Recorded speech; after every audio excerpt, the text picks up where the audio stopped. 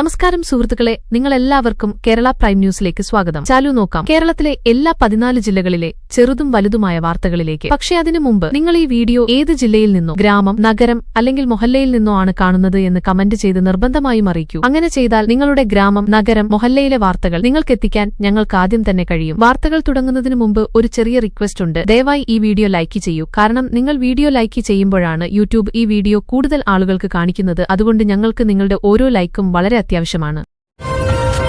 കൊല്ലം, Ernakulam, Thiruvananthapuram express train കൊല്ലത്ത് അവസാനിപ്പിക്കുന്നതുമായി ബന്ധപ്പെട്ട അസൗകര്യം ഇന്നും തുടരും. നിയന്ത്രണങ്ങൾ ഇന്നുവരെ പ്രഖ്യാപിച്ചിട്ടുണ്ട്. തിരുവനന്തപുരം ഡിവിഷന്റെ വിവിധ ഭാഗങ്ങളിൽ നടക്കുന്ന നിർമ്മാണ പ്രവർത്തനങ്ങളാണ് ഈ നിയന്ത്രണങ്ങൾക്ക് കാരണം. എന്നാൽ നിയന്ത്രണങ്ങൾ വീണ്ടും ഏർപ്പെടുത്താനുള്ള സാധ്യത തള്ളിക്കളയാനാകില്ല. ഇന്നലെയും ട്രെയിൻ കൊല്ലത്ത് അവസാനിപ്പിച്ചതിനാൽ യാത്രക്കാർക്ക് ബുദ്ധിമുട്ട് നേരിട്ടിരുന്നു. വാൾസ്ട്രീറ്റ് ജേണലിന്റെ ഒരു റിപ്പോർട്ട് പ്രകാരം അമേരിക്കയും ഇറാനും തമ്മിൽ യുദ്ധവിരാമമുണ്ടാക്കാനുള്ള ശ്രമങ്ങൾ നിലച്ചിരിക്കുകയാണ്. കാരണം തെഹ്റാൻ നിർദ്ദേശിച്ചിരുന്ന ചർച്ചകളിൽ പങ്കെടുക്കാൻ വിസമ്മതിച്ചിരിക്കുകയാണ്. റിപ്പോർട്ടിൽ പറയുന്നത് അമേരിക്കയും ഇറാനും തമ്മിൽ യുദ്ധവിരാമമുണ്ടാക്കുന്നതിനായി പാകിസ്ഥാൻ ഉൾപ്പെടെയുള്ള പ്രാദേശിക രാജ്യങ്ങളുടെ നേതൃത്വത്തിൽ നടക്കുന്നത് മധ്യസ്ഥ ശ്രമങ്ങൾ നിലവിൽ സ്തംഭനാവസ്ഥയിലെത്തിയിരിക്കുകയാണ് എന്നതാണ്. ഇത് സംഘർഷം കുറയ്ക്കാനുള്ള നയതന്ത്ര ശ്രമങ്ങൾക്കുണ്ടായ വലിയ തിരിച്ചടിയാണെന്ന് റിപ്പോർട്ട് ചൂണ്ടിക്കാണിക്കുന്നു. ഇടുക്കിയിലെ ഉറവപ്പാറയിൽ മിന്നൽപ്പാഞ്ഞതിനെ തുടർന്ന് 13 വയസ്സുള്ള ഒരു പെൺകുട്ടി മരിച്ചു. മരിച്ച കുട്ടിയെ പെരുമ്പാവൂർ സ്വദേശിനിയായ നഫീസത്ത് മിസ്രിയയായി തിരിച്ചറിഞ്ഞു. മിസ്രിയയുടെ പിതാവ് അഫ്സൽക്ക് പരിക്കേറ്റിട്ടുണ്ട്. അദ്ദേഹത്തിന്റെ നില ഗുരുതരമാണ്. ഇരുവരെയും രക്ഷിക്കാൻ ശ്രമിച്ച പ്രദേശവാസിയായ ഗോകുൽ രാജിനും പരിക്കേറ്റു. ഇരുവരും തൊടുപുഴയിലെ ഒരു സ്വകാര്യ ആശുപത്രിയിൽ ചികിത്സയിൽ കഴിയുകയാണ്.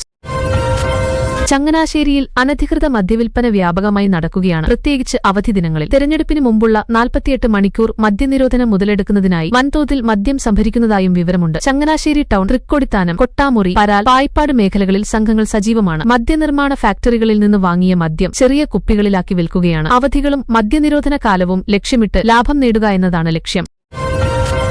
ഇസ്രയേലി മാധ്യമ റിപ്പോർട്ടുകൾ പ്രകാരം ഇറാനിൽ അപകടത്തിൽപ്പെട്ട യുദ്ധവിമാനത്തിൽ നിന്ന് ഇജക്ട് ചെയ്ത പൈലറ്റുകളിൽ ഒരാളെ കണ്ടെത്തിയിട്ടുണ്ട്. ദ ടൈംസ് ഓഫ് ഇസ്രയേൽ ഉൾപ്പെടെയുള്ള നിരവധി മാധ്യമങ്ങൾ രണ്ടാമത്തെ പൈലറ്റിനെ കണ്ടെത്താനുള്ള തിരച്ചിൽ തുടരുകയാണെന്ന് റിപ്പോർട്ട് ചെയ്തു. CNN-യും രണ്ടാമത്തെ പൈലറ്റിനെ കണ്ടെത്താനുള്ള ശ്രമം തുടരുന്നതായി അറിയിച്ചു. രക്ഷപ്പെടുത്തിയ പൈലറ്റിന് ചികിത്സ നൽകുന്നുണ്ടെന്ന് CNN ഉദ്യോഗസ്ഥരെ ഉദ്ധരിച്ച് റിപ്പോർട്ട് ചെയ്തു. F-15E യുദ്ധവിമാനമാണ് ഇറാനിൽ അപകടത്തിൽപ്പെട്ടത്. വൈറ്റ് ഹൌസിന്റെ പ്രസ് സെക്രട്ടറി കരോളൈൻ ലെവിറ്റ് ഇതിനെക്കുറിച്ച് പ്രതികരിക്കുമ്പോൾ ഇറാൻ ഒരു അമേരിക്കൻ സൈനിക വിമാനത്തെ വീഴ്ത്തിയതായി ഡൊണാൾഡ് ട്രംപിനെ അറിയിച്ചിരുന്നുവെന്ന് പറഞ്ഞു.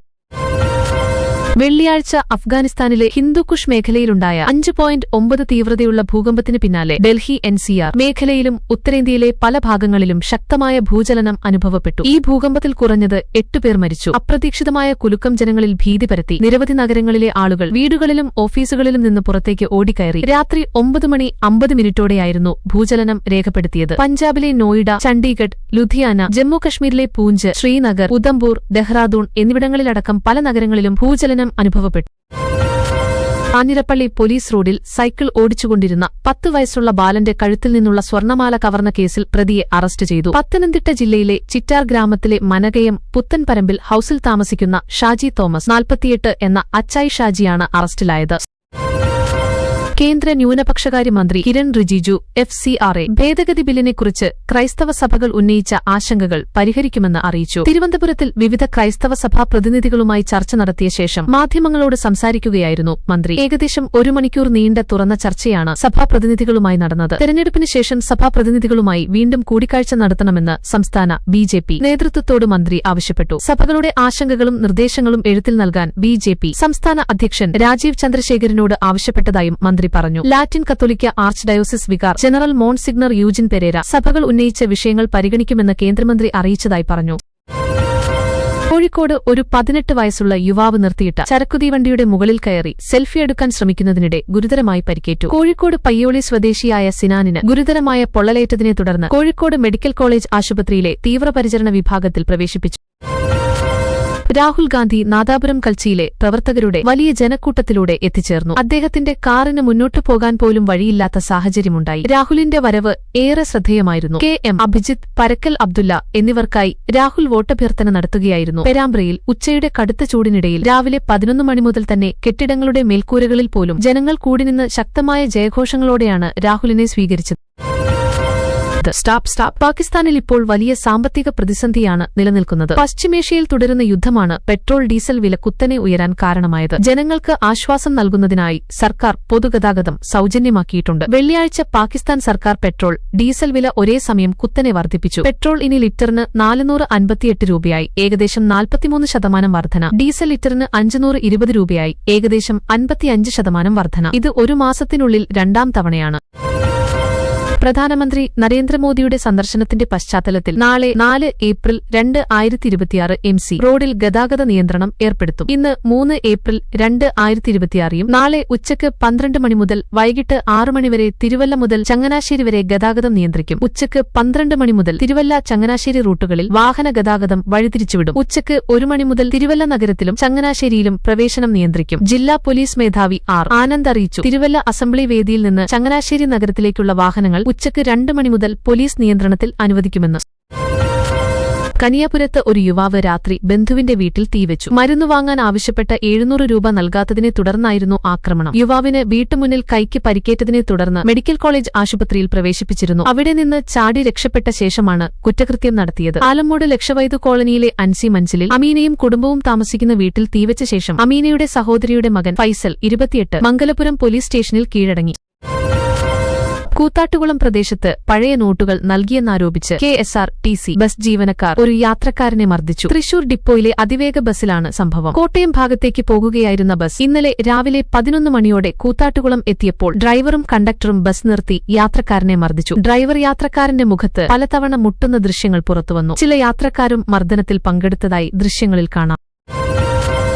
വരാനിരിക്കുന്ന തമിഴ്നാട് നിയമസഭാ തിരഞ്ഞെടുപ്പിനായി കോൺഗ്രസ് വെള്ളിയാഴ്ച 27 സ്ഥാനാർത്ഥികളുടെ പട്ടിക പ്രഖ്യാപിച്ചു. DMK നേതൃത്വത്തിലുള്ള മതേതര പുരോഗമന സഖ്യത്തിന്റെ ഭാഗമായി കോൺഗ്രസ് തിരഞ്ഞെടുപ്പിൽ മത്സരിക്കും. പാർട്ടി തമിഴ്നാട് യൂണിറ്റ് അധ്യക്ഷ കെ സെൽവപെരുന്തകയെ ശ്രീ പെരുമ്പുതൂർ മണ്ഡലത്തിൽ നിന്ന് സ്ഥാനാർത്ഥിയാക്കി. നിയമസഭയിലെ പാർട്ടി നേതാവ് S രാജേഷ് കുമാർ കിള്ളിയൂർ മണ്ഡലത്തിൽ നിന്ന് മത്സരിക്കും. ഇറാൻ യുദ്ധത്തിന് ശേഷം അമേരിക്ക ഗൾഫിലെ പ്രധാന സൈനിക താവളങ്ങൾ ഇസ്രായേലിലേക്ക് മാറ്റുന്നത് പരിഗണിച്ചേക്കുമെന്ന് റിപ്പോർട്ടുകൾ. ഈ ആവശ്യത്തെ തുടർന്ന് ഇസ്രായേൽ സമ്മർദ്ദം ചെലുത്തുകയാണ്. ഗൾഫിലെ അമേരിക്കൻ സൈനിക താവളങ്ങൾക്ക് വലിയ തിരിച്ചടി നേരിട്ട പശ്ചാത്തലത്തിൽ പ്രാഥമിക ചർച്ചകൾ ആരംഭിച്ചു. യുദ്ധത്തിൽ സഹായിക്കുന്ന ഭൂരിഭാഗം അമേരിക്കൻ സൈനിക വിമാനങ്ങളും ഇസ്രായേലിൽ നിന്ന് ഗൾഫ് രാജ്യങ്ങൾ വഴിയാണ് ഇറാനിലേക്ക് പോകുന്നത്.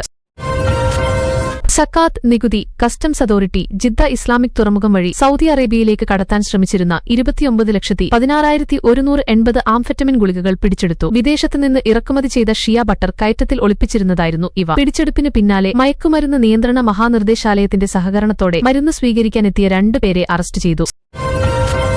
കേരള കർണാടക അതിർത്തിയിലെ ബാവലി ഗ്രാമത്തിൽ നദിയിൽ മുങ്ങി കോഴിക്കോട് സ്വദേശികളായ 2 വിദ്യാർത്ഥികൾ മരിച്ചു. രാവിലെ ഏകദേശം 7 മണിയോടെയായിരുന്നു അപകടം. കോഴിക്കോട് പാതിമംഗലം സ്വദേശി അഷ്റഫിന്റെ മകൻ ആഷിഖ് 15, കൊയിലാണ്ടി സ്വദേശി ഷംസീറിന്റെ മകൻ അദ്നാൻ 17 എന്നിവരാണ് മരിച്ചത്. മൃതദേഹങ്ങൾ മാനന്തവാടി മെഡിക്കൽ കോളേജ് ആശുപത്രി മോർച്ചറിയിലേക്ക് മാറ്റി. കൊച്ചിയിൽ കഴിഞ്ഞ വർഷം ജൂലൈയിൽ ഒരു ബ്രസീലിയൻ ദമ്പതികൾ അന്വേഷണ ഏജൻസികളുടെ വലയിലായി. ബ്രൂണ ഗബ്രിയേൽ റോഡ്രിഗ്സ്, ഭർത്താവ് ലൂക്കാസ് ദ സിൽവ ബറ്റിസ്റ്റ എന്നിവരെ സാവോ പൌളോയിൽ നിന്ന് കൊച്ചിയിലെത്തിയ ശേഷം തിരുവനന്തപുരത്തേക്ക് പോകുന്ന മറ്റൊരു വിമാനത്തിൽ കയറാൻ ശ്രമിക്കുന്നതിനിടെയാണ് പിടികൂടിയത്. ഇരുവരുടെയും വയറ്റിൽ ഒളിപ്പിച്ചിരുന്നത് 1.67 കിലോഗ്രാം ഭാരമുള്ള 163 കൊക്കൈൻ ഗുളികകളായിരുന്നു. ഇതിന്റെ വിപണി മൂല്യം 16 കോടി രൂപയാണ്.